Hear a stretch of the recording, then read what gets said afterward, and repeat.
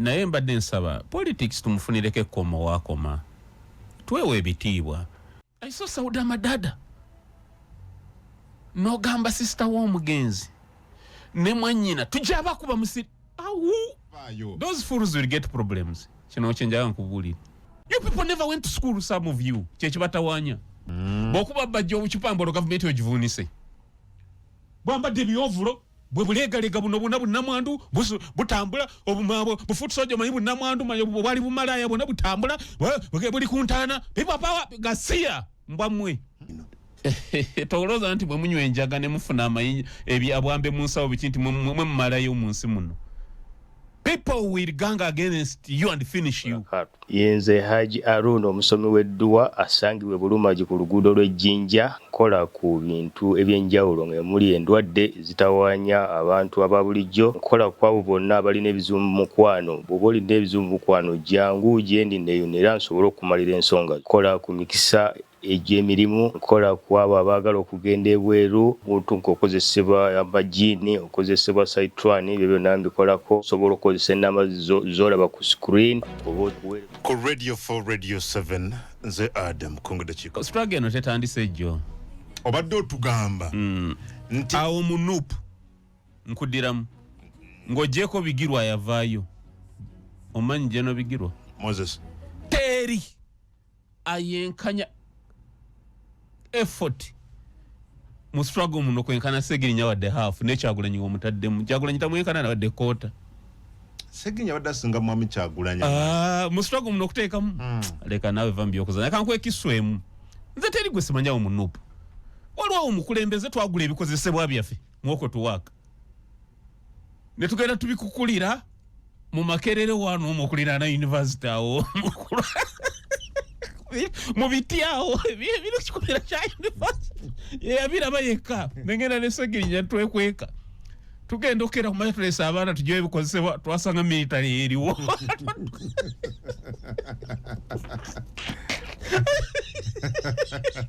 mwafu butukesene goma emisinde gye twatwala olulala twali twagala kukola Tahiri Square ngeyali Egypt mwagala gikola mu Kampala ku parking kadde kati nga Dr. Besigye bwadde ku macha bakeera ne bamuwambirawo kolo twabeera mu kivulu ky'omugenzi Harriet Kisaakye omugenzi Harriet Kisaakye ali Kaweesi n'akwata drone omugenzi newerekera Dr. Besigye waka nga twapulanize dda Dr. bw'atuuka wakadde mwaveeyo fenna tusule ku parking kadde naye ne tugamba tunaakola tutya omuntu wanayagala okufuuyisa oba ogende manju bajja kutulaba ne tupulani nga tufune toys ez'emikolo tujijjeko omutwe guno tugituuze emmotoka nkubuulira bino si firimu ojo kyaza omuvubuka yeesimba wano ennakawa ku MP bamuyita Asimwe Frank yes I think some Asimwe of FDC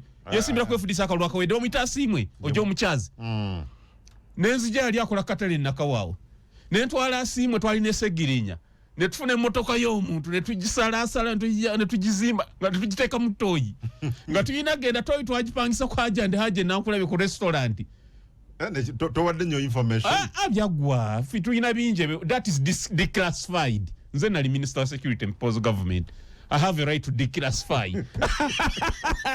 to declassify some information njagala kubanga nyina benjagala bategere information ena batulyangamu enkwe tumanyi baleke kweragalaga ne tugenda okulira na Hajja Haje we yali wali awakadde nankula bintu tupangisa bali bapangisa ebintu by'emikolo tupangisa toyi tujiga twagala ko mutwe twagala ko kityokoke Asimu avuge emmotoka sawa 10 ez'ekiro ano ne toyi kwa twalina okubeera ku parking kado kuva sawa 6 gw'ekiro paka sawa 4 ez'okumakya nga teri amanyi nti wetuli nga yagala okufuluma asoba mpola n'agwa mu mmotoka ey'okubiri neyetereza twasanga oba military nga bakumye toyi adiye bali yamu Asimu yadduka bisi ate indeed twabeera okutuuka sawa 2 ez'okumakya nga ffenna twagala kufuuyisa kakati abasirikale mwabasangaawo ku toyi Asimu adduka kati otoyi evuddeko kati abakulu batuuka okufuuyisa bankubira bawayi mu mmotoka 3 ennyaze tuyinawo eya toyi eriwo eri ku namba mmeka omukulu omwi tuli opposite parking kadde olaba ku bizimbe bino arcade zino va ku Yamaha Center okuparking kadde kwennyini olwo bakadazi bali mu kubasomba tulinza bajuze parking kadde omukulu aveeyo tugwe mu makati akavuyo katandike tutuuka saawa 2 ng'omusulo abakulu gubatta nga tulina kozesa AKDM omukulu aveemu yesolesa agenda afuyise awo mu kuvaamu ayingira akedi ate ekintu siwe kyayiikira enduulu n'etandika ng'abantu bakada tebannawera mu kibuga ebyaddako byali history so I want so ani abalyamu olukwe leero mwense kabusesi ntunuliro abalalu abanvuma okwo oluusi oli feria gwe mumanyi gye tujja sifraga eno nze abasingawo mbamanyi ku kitebe kya nuupu eyo siina gwe simanyi gwe sijanze manyi sirumba atanumbye ayagala aveeyo aŋŋambe tomumanyi nze abo gwe simanyi ali ogwo Lubongoya Lewis kubanga sikola nko naye nze sirimba naye abasigaddeawo mbamanyi Yesegirinya yoyo so Segirinya teri amwekana in that regard so bino yogamba webale kumuwa ticket no mwali mwetaaga ekibina kya muwa walaba bwe yatambuza propaganda yeka we yakoliranga Mr. Update mu struggle Segirinya was trained to do that ebete yabyeyigiriza yeka he was trained to do that Mr. Update wa mwenzi zenyingido Mr. Update Segirinya oyo propaganda yamusomesebwa Segirinya sat in classes of propaganda for over 3 months ngasoma political propaganda oyo ebyo sije ebyo kambirekeyo nze buli kimu kyekulya nyinako omujulizi walwa ngambye wano okuzimu nti ebyo nyumya filimu mbwe byekabale nze buli kimu kirako ndayatuvuga mumanyi bonyumya filimu ayatuvuga ekabale mumanyi lwakuba ali mwenale musijja mwogera musajja mweru wa lubuto lunene so buli kyanyumya lwakuba mwe abatabadde mu struggle we tubinyuma ebimu mulyanga filimu naye buli kyenyumya Segirinya amalako omwezi kukomera lye Kasangati awo omwezi mulamba komera lye Kasangati nga basibye naye omwezi sekyumba ky'embizi ose na mwezi sekyumba ky'embizi omusiramu Ati when we are talking about people we know people abantu bamanyi ne Segirinya ng'omuntu ow'amaanyi abamu n'obunafu yatawanyizibwa nnyo choice of friends oba byenjogera kikwata kivukola bulungi okulonda emikwano mu byobufuzi tekiri advisable kuva nnyo mu bantu b'omanyi ogwe mu bantu b'otamanyi kyabulabe byakola yali trained yes noga nebiro byayogeranga ze Mr. Update wamu bali nono abakyali abalamu my dear mu politics wa wano opposition okuva mu mwaka gwa 2000 sina kyesimanyi ebiri beyond ebiri eri kyenda mwemeka sibimanyi naye okuva 2000 okutuuka kati sina kyesimanyi bino byoyogerako nti byonna byali training nga kino oli yali Mr. Update nga ayogera at some point ankoze bobe nnyo kino nkibabuulira kubanga obanga agamba Segirinya wummula mirembe ng'obusajja bunzise ngo ngamba mpumule mirembe obusajja bumaze okunzita ngo ga rest in peace Segirinya tekiriyo tekako fight hard Mr. Update fight hard Mr. Update fight eramba buulidde nze kyemujja okukozesa nga Mr. Update obusajja bunzise fight hard omuntu yenna anawandiika rest in peace Mr. Update ajja kuba ankoze bobe nnyo kino nkibabuulira kubanga obanga agamba Segirinya wummula mirembe ng'obusajja bunzise ngo ngamba mpumule mirembe obusajja bumaze okunzita ngo ga rest in peace Segirinya tekiriyo oyo byemukumaloboza kono bugage nti bino byonna tebyajja by mistake he was trained to say whatever he said ebintu etwakolanga okumala emyezi 3 ebintu etwakolanga twa planninganga kati for example twasoma edduwa ya Kamula twalina Segirinya oyo naye Segirinya nakola mu ensobi twamuga Kamula tetumuyiwaako tuyiweke ebintu ebirala twalina essanja lyaffe ku muliro tuyiweke essanja ne twefule ntuyiwa Kamula Segirinya ekyo yakola Kamula yige twale sokolera kamawulire yamuyiwako Kamula lina natuyingira mu maaso edduwa nesasika ne mudda mukaba amaziga tudda mukaba amaziga tukali Segirinya wabaki bwe yalabanga kamera ng'akyamukamu mundaba ng'ayiwako bwe yalabanga kamera Segirinya yakyamukamu twamuga kamula itomuyiwa akajja kutuyisa bubi tuyiweko ebirala naye wano tulage tuyiwako kamulali kati ye bwe yalaba kamera yananga kuyiwako kamulali ate Edduwa twasoma eddakiika endala muna eziwera esatu Edduwa yayiikiraawo so bino ebisinga byalinga planning we did a lot ebimu oli bwabiraba ebimu byalinga katemba ate nga byali intended okulabika bwe biti olwaki Bannayuganda tebakkiririza mu hard stuff osanga Munnayuganda ina masters degree n'omuwa olupapula lw'amawulire n'asomako mu mitwe gyokka buli page ng'asomako mitwe bwabikula n'agenda amulira kamazi waliwo segment ku ma TV gawa nesinga okulaba bagita zungulu mu mawulire osanga buli omu atudde anyumira zungulu ne bagisala ne bagiteeka ne ku TikTok nze nagipromoting ku NTV wabeya mpakanya ne point blank so we have been in this attention na chai daily bali twakanya nti Bannayuganda tuza press conference Katonga ni abantu tebabiraba bwe tumaliriza okukola message eyaba elites ebintu bino ne bannonda ati munjagwa bikwatu biteke mu ngeri ya comedy yo biteke ku mukuto emirala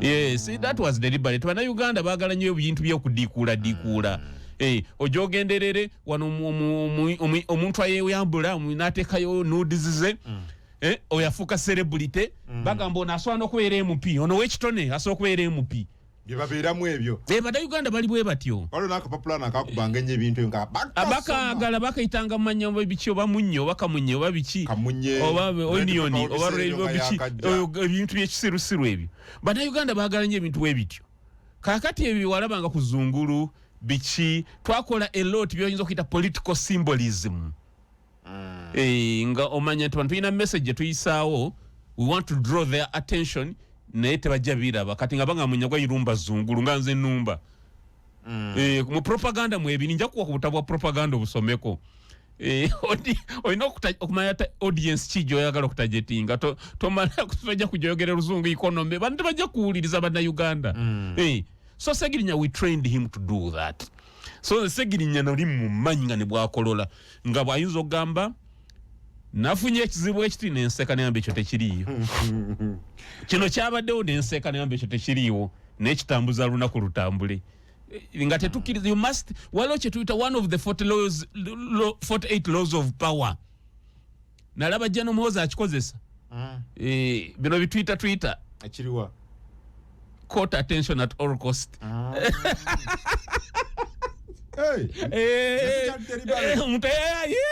leka nawe kati bano abamugamba nti oyo byaliko yatamidde mbwe sibwe mulebe ayi omanyi mu politics court attention at all costs no bad publicity lero mwe politics is a science mutwala obudde musome muve mu ebyo ebyokulabisa obulabisa nga temumanyi na byemwogera nze omuntu akulekula ebitwita ne manya kyaliko ne manya nti ono jeno tasobola kubanga wandiika bino lwaki abiwandiika this is deliberate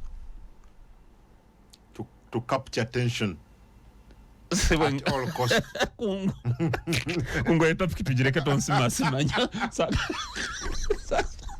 sagala funa buzibu na tiimu ya General Muhoozi etuveeyo bakyengezako okulaga Segirinya twali twabimusomesa nga byonna abimanyi nga omuntu omu ng'osobola okukola ekintu nekikwata public ewiiki bbiri eboogera ku ekyo public yandibadde ewubira mu birala nogidaivating nga negenda so ebyona he was trying to do that Segirinya was a weapon a political weapon kyakulwanyisa ekiwedde emirimu naye oli ogenda olyaga batwebaza gundi omwebugukoze ekikusegirinya omumanyi abo bonna tikuliko ali amanyi Segirinya babuukidde mu Kyagulanyi yita va ku kyokubuukira dase kiba kinafuyamu kubanga they need a reach but kyengezako okulaga nti bakola naye ne bayite bamumanyi yatuusa okufa nga kwabo tekuliika mumanyi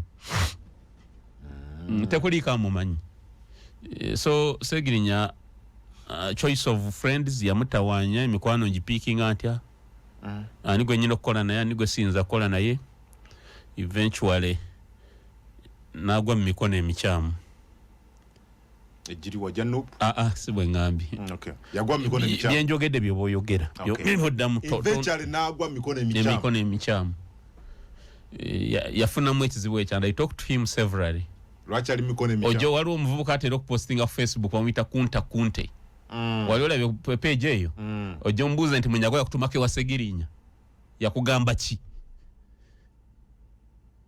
ebyange biriko bwino mungi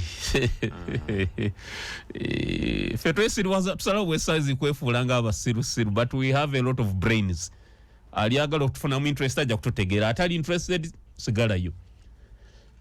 Politics is a complex field.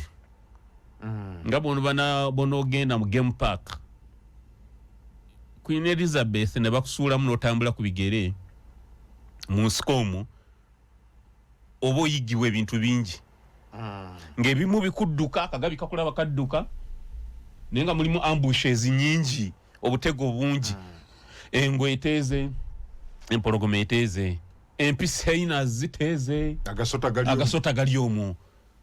Politics bwali mu Uganda wano olina okubeera sophisticated si buli kitemagana nti abeera zaabu lwaki omukulu Segenya tutokomaawo netumwagalize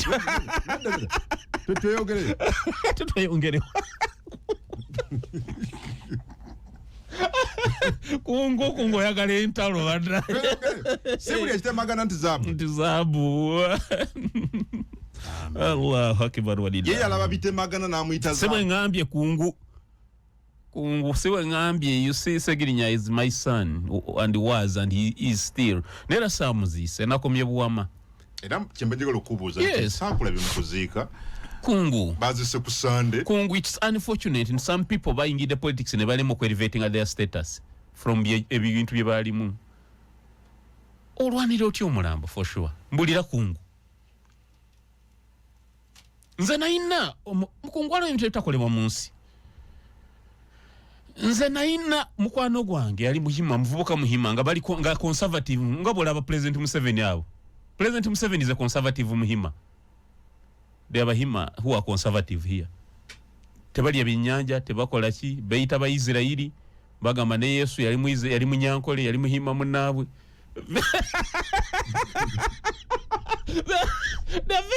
They are very dangerous even to their own selves. Na ye Gadi Rwamafundo yali child friend wange twakula wamu nga mukwano gwange nnyo.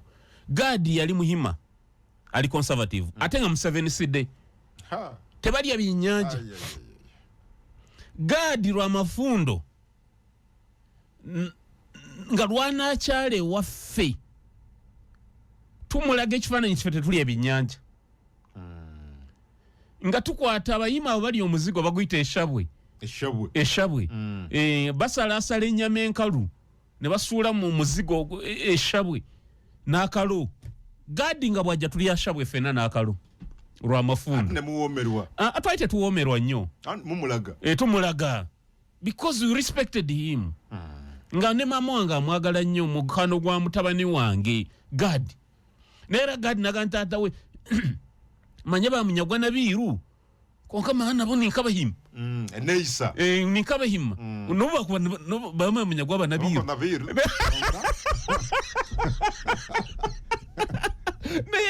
because we loved them nga tetwagala bambi kuba nenga ffe waffe twalyange ebinnyanja nga zenva zaffe nenga tetwagala nnyo kuba benya mitima nga tubaagala. Gadi Rwamafundo neera ye akitegedde kati nga nkuze yagenda mu America naye akitegedde nga tukuze nti ndi ebyennyanja nenga mu nkula we yali akula ekifaananyi the picture you show bali conservative nnyo nga tubaagala bambi ate nga mikwano gyange nze na baleeta mu family yaffe ne mama ne mugamba Gadi ajja kujjanga wano ne bagadi bakyala wano mama tetubalaga ntuli ebyennyanja kuba bote babiri. Gadi najjanga anyumirwa nnyo neera box Sabbath ku lw'omukaaga tebafumbanga omanya aba 7 sidde ku lw'omukaaga tebafumba okitegeera kati nga bagenda ne basaba ne bajja balya lunch ewaffe nga tulya nabo lunch naye nga tulina kulya bye balya strictly ebalina n'omuzeeyi mulala muyitanga muzeeyi Mbeeta waba mpulira esobola okunjulira neera baali bamanyi tetulya byennyanja but ebyo twabikolanga for purposes of being civil. Civility matters. Echanko nasoka nendaba mukungu bagira Segirinye Kasangati nga Bajjo waliwo omutegesi w'ebivula mwitani Andrew Mukasa Bajjo aze mukungu baga akuta akazindaalo chairman Nyanzi nalagira bamukuba obucupa. Why do you do that? Ebyache ebyo Kasangati wa Honorable Segirinya bajaza okwogera omukuba obucupa omukubira ki bwaba semanyi how can I be a leader nganze kungugwe noba wena aremu noyogera nti sobola kuuliza dakika 2 novaawo nenkuba nenkumalawo nawe okosa mzindalo bigambo nkuba nti omuntu akacupa omuntu ali vulnerable azomu yekka bwati n'abayingira muli bantu 10 aze mumakaga mwe nemukubirawo ate nga mumuwadde n'akazindaalo kamwe takanyaze bunyazi nemukwata nemukuba those it sorry okay. naye anyway Katonda ono anyway Katonda mwenkanya kubanga fe ebiroto byaffe teyabiyisaamu so watya bucupa fe ebiroto byaffe teyabiyisaamu tetwakwata government FDC singa nali minister singa nabeerako minister security oba internal affairs nga bwe nali nsuubira waliwo nonsense yatandikoledde omugwanga lino mbabuulira and I'm say why do you regard this as nonsense kungu Sembye tukoze byonna wali olabyeko nga waliwo omuntu gwe tugwira ntukuba mu bino byonna byenkunyumiza bye tukoze you were strategic kankuwa example abuli atulu yabeera party president Kyagulanyi yajja ku kitebe kya FDC bwaba kwalya agame nnimba nga tumaze okulondagana ne by election eziwerako najja ku kitebe kya FDC nandala mafabi n'agana Kyagulanyi okwogera nga ne protocol abanene ngolaba omanyi oba olude ku mu mikolo olaba envuga gye bavuga speeches n'omanya nti onayina basibirayo ngolaba olw'abanene abajja ate nga abatono tebana n'omanya nti onayina bakola ki basibirayo Kyagulanyi yayogera gundi yaddako amuliyati nze nalagira ndena lemera kunenga he must talk ayina okwogera tolerance ali wano mu kitebe kyaffe ava watya nga tayogedde mugenyi tumaze okulwanagana by election eziwerako naye ng'ayina okwogera yavaawo ng'ayogedde waliwo ayamuŋoola waliwo ayamukuba bw'oba toyina butegeevu manya nti omuntu ono ayingidde mu kitebe kyange kaveyo nga tebamusunye ate kambabuulire hoodlums won't rule this country hoodlums tebagenda fuga gwanga lino hoodlums andi Museveni akutana mwagezaawo bawo obukulembeze alabe nyine emyaka 45 agezaawo bawo ffenna tukyali bavubuka baleke kutusiriwalirako hoodlums wallahi hoodlums will never rule Uganda bwamwe mwagala munzije ku radio yamwe nkubabuulidde hoodlums will never rule this country. Is that being too harsh? Yeah, this country is for all of us. Would you please be civil? We know. We must respect. Gwe kungwemba osobola kubanga sikanya nawe nga chenzi zako kulowooza ntumutegere wali tumukuba amayinja. Then amwe furu. Mugenze mu mikolo gya Ssaabasajja mukuba abantu obucupa mugenda omukuba.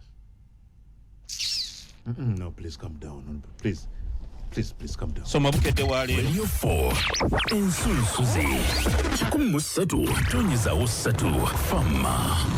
Adoga nsome bukedde wale. So mabukedde wale uno. Ukwede ebya Segirinya. Kongo eseba kifesi 10. Bikwatagana bitene bino. Tolooza nti bwe munywa enjaga ne mufuna amayinja ebyabwambe mu nsawo bikinti mwe mmalayo mu nsi muno. People will gang against you and finish you. I pray we don't get there. Not you. If we abantu bagenda kufiringa nti mu Uganda tebalina future n'abaana baabwe. So abantu bante bagenze kuziika nga batya bino. Walabe baani. Wade ba member ba NUP ne wabeerawo Lord Mayor Lukwago for obvious reasons after the MP we Kampala. Mpaya abantu abuvunanyizwa gobolaba ababaddeyo. Wabaddeyo Minister wa Kabaka no Wachimba. Midway speech ya Kyagulanyi nasituka n'agenda. Buli omu atyo kumukuba amayinja, buli omu atyo kumuwemula. ati Museveni yaloza tetumulaba abubawe ogambye akukuta nabo ayi walori yaloza walori tamanyi fe mbutu bireka bulesi Ku Radio 4 Radio 7 nze Adam Kungu dakika 18 brother 28 zizibule kweli sawa e5 eza inchauna kulwa ndoza 100 bukakanye because utugendede Kungu abampuliza bansonyiwe totera ku nedda bansonyiwa you really lose your cool. I'm surprised that you have lost it. abampuliza nsaba for sure munsonyiwe no, I'm sorry, Mr. Kungu. I'm sorry, abampuliza munsonyi. Ne muchala wange ndaba mpereza some message here, but I'm very sorry. No, for heaven's sake, I'm sorry. Nkoseze kigambo kinene. Kigambo hoodram bichi. But I'm sorry. Mr. Kungu nja kulaga. Naye mbadde nsaba politics tumufunireke koma wakoma. Twewe ebitiibwa. Mr. Kungu mukuzika katolwama ojukira wali mwaliwo yes security yalimu abali bajimanize yali honorable Nsereko nangi nga fe tujirako ekigambo ekisembayo honorable Kyagulanyi najja ne gaali ye twalina security mani tujukube gaali neva kutuka mukome wali kwa twali kyo akikanyiza ne honorable Nsereko nti abo tebasukaawo honorable Kyagulanyi nayingira nga talina mukumi nogu kulikaya mukwatako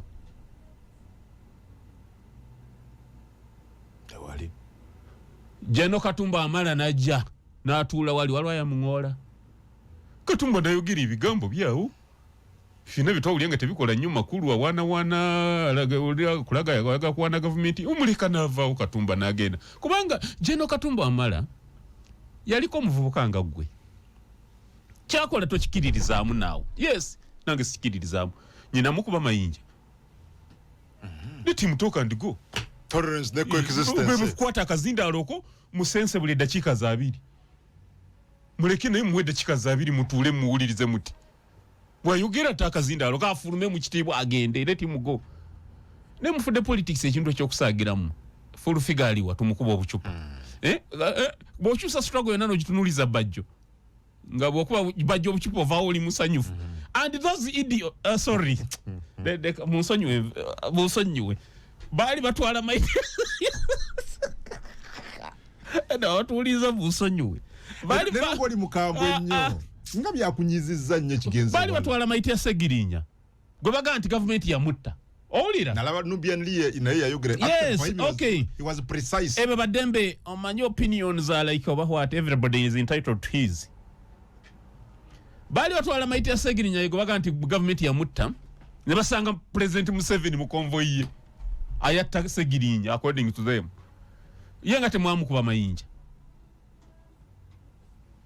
kuba kichamu bandi koze ekyo netugaba naye obusungu bata mutega bajjo bokuba bajjo obukipambolo government ogivunise mwamuloza saba sajja ku kitibwa China ekitibwa ekirwaniridwa emyaka n'ebisiibo abantu abali mu America aba balaba mukolo gwe nga mukasuka amacupa mukuba ki olozo omuntu America amanya bino nti mukuba muyimbi gwe mutayagalo balowooza nti mukuba saba sajja you don't do such things. You people never went to school, some of you. Chechibatawanya. You never went to school, chechibasumbu emikwe. Nene leba foot soldier nga basazeke nyumba. Omulamu gwabadde tekufulu magenda mu kisaawe. Kakati goli musajja musiramu. Nga bambadde red. Bobo yagala omuntu nga afudde nga for sure owulira omwagala. Okola bisanyuso ebyandisanyusiza omuntu oyo singa abadde akulaba. You understand? Nze nakagenda mu church eziwerako okuwerekera mikwano gyange naye mu church bayina ebintu byabwe olusi ettamanyi fukamire tusabe muzibi byonna oyina obigoberera mu church omanyi mufukamira ne mukola ki ne koba oyina esuuti etukuleetya bayina ebintu byabwe bakola byonna oyina obikola ki bw'oba bambi owulira omugenzi wadde owulira omwagalo osazeewo muwerekere mu kitiibwa Nera family yebeere ekintu ekyenkomeredde ku mufu waabwe. Nze singa nagenze mu kuziika, sandigeze ku mukolo gw'abampuuga. Nze sandikugenzeeko for my personal reasons. Wali badde wali yes. Naye singa maama w'omugenzi yagambye nti omwana wange nga bwe yagambye nti omwana wange njaga agende wali ewagazi. Waligenze. either nandigenza ku mukolo gw'abampuuge wagazi oba I would excuse myself nenzire e Kampala. Osigale ng'oli civil. Yes. I saw Sauda Madada. Jeno. Jeno. Anti yeita Jeno.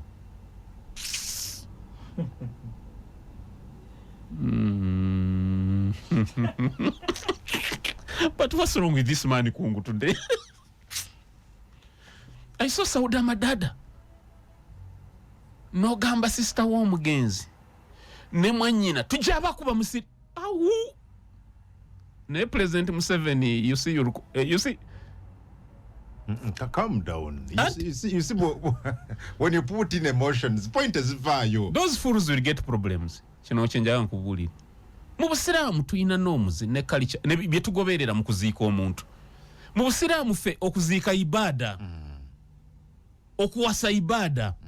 Okuziika ibada. Wante tusuza omufu. Wetu musuza utasuka lunaku lulala. Omugenzi Sani Abacha yafa yali president wa Nigeria.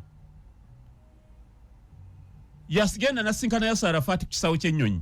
Yasser Arafat yali agenda Morocco. Sani Abacha nafa. Sani Abacha we yafa bali bayite eriawo mu kisenge kyemwe nnyini badiscuss nga tuzizaako ki. Mukwano gw'enfe na nfe General Hussein Abacha yafa 10 mwezi okumacha. Ziba ziwera sawa nya General Hussein agamba naye mbabuli tuwede Sani Abacha kitiibwa. Fe tuli basiramu. Obasanjo nga tukanyo Obasanjo yaddako obaani Abubakar Abdulsalam oba yabaddako obaani kwaga Abubakar Abdulsalam yali Chief of Defence Forces nga natero ku retiring. Naye agate tuwadde Sani Abacha kitiibwa. Socket planning okuzikibwa kayina okuzikibwa saa 8. Ne bateeka mu nnyonyi ne bagamba Major Mustafa yali omuyambi we ADC we. Na gendo arrange ennyonyi. Emutwali mangu e Kaduna. Abacha yafa 10 mwezi okumacha yazikibwa 8 president. Omugenzi Chief Mashudi Kasimu Awoli Abiola yali omufirika asingayo sente. Yali mukomera nga politician mu Nigeria. Onaku le bali bagenda okumuta n'afa. Ebyo tuli byogerako lulala how Susan Rice bamulooza nti yamuse owe mu America biki ndi bikunnyonnyola. Omanyi ffe tusoma nnyo mu kulukungu, tusomye n'ensi yonna tugiina. When I see those hoodlums nga boogera ku politics, I feel like crying. Temuyina kye mumanyi. Mugale emimwa gyammwe egyo. You don't know politics. Mwandibadde mutuwuliriza ntubasomesa. Kasimu Abiola yali omufirika asingayo sente by then. He was the richest billionaire on the continent. Yerangirira mu kalulu yamuteeka mu komera. Oba yali Babangida yamuteeka mu komera. Onakwe bali bagenda omuta n'afa. Kasimu Abiola mikwano gy'abava mu America biki balooza nti oba okuziika kwa nkeera bagiba muzika ba billionaire banne. Bamuzika ko olosa 9. Fe mu Busiraamu tetusuzaawo mayiti. Ono yasuze ziwera. Ne bw'aba asuzeewo tasuka luddako. Olokwa mwagala omukolyako politics. Mu Busiraamu tetwala mayiti nti ebyo ndagende ku kitebe agende wa no haramu ine bete bibaawo diru tebaawo eyo. Mu Busiraamu bwe tuba tuziika omusiraamu olwo bitayogera. Omubaka sallallahu alayhi wasallama yatuziiza okugobereza mayiti amaloboozi agatakwatagana ne byanzikiriza. Batwala mayiti moza people power idiots. For Musiraamu omukyala tatuka ku ntaana gwokimanyi. Amala kumufwe uzu. Bwambadde ebyovulo bwe bulegalega buno bunnamwandu butambula obumabo bufutusojo manyi bunnamwandu manyi bwali bumalaya bwona butambula buli ku ntaana people power gasiya mbwamwe. Adam Kungu ono ndoza katimbero sorry go obusungu kiti bana ezestera kubeera bwentyo netwewe ebitiibwa mukungunze sola genda makaga mulokole nga lwo mufu afudde kaabe wange wa kibiina kyange nga mufu yafudde mulokole nengulira abantu omwenge ne bagunywera mu lujjalu abakulu bali ekasangati nga bayina emyenge mu lujja lwa Segirinya gobaga nti Musiraamu mwagala nyo baze musingo omwenge mu makago omusajja Musiraamu bamba mugamba nti mwagala fuga Uganda mbwenkanya nga temusobola kuwabitiibwa na ddiini z'abantu n'ogamba mu Busiraamu bakola batya omufu abakyala tebatuuka ku ntaana abakyala beebikirira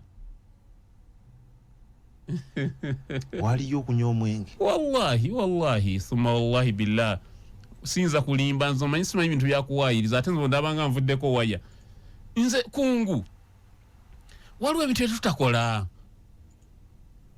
ojogendere wali olabiko ambasada wa Amerika waliwo ambasada wa Amerika wana yali wano omukyalo omujjukira yagenda okukyalo omulangira Kasimu Nakibinge mu kisiibo yagenda yebikiridde I remember teyakurosinga namagulu bana Amerika batera okukola neewumba bulungi oba tusiramuseeyi diplomacy bw'oba oyagala okufuga eggwanga olina okubeera diplomat nze sisobola you see waliwo ebintu byesobola kwogerera mu lukuŋŋaana lwa Christians nze Dr. Besigye is my friend Dr. Besigye is my friend Dr. Besigye yali yazimba sorry kanveyo sorry Dr. Besigye ewuwe twabeera ewuwe emyaka n'ebisiibo tetwafuna ekintu kitwesitaza n'ekimu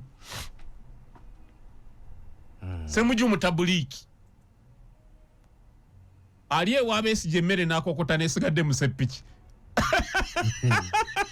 okitegeera sirabangako wayini ku meeza ya Dr. Besigye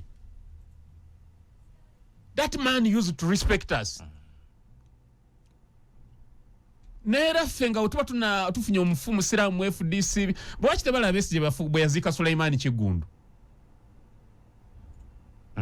balabako mumanye ebyo byonna mubiyige politician national leader weisoja tuli mufu musiraamu nti abakyala tebatuuka ku ntaana nti abakyala beebikirira nti abakyala tebayisamu maloboozi ffe mu busiraamu mu gathering y'obusiraamu omukyala okuyisaamu eddoboozi kiri haramu haramaini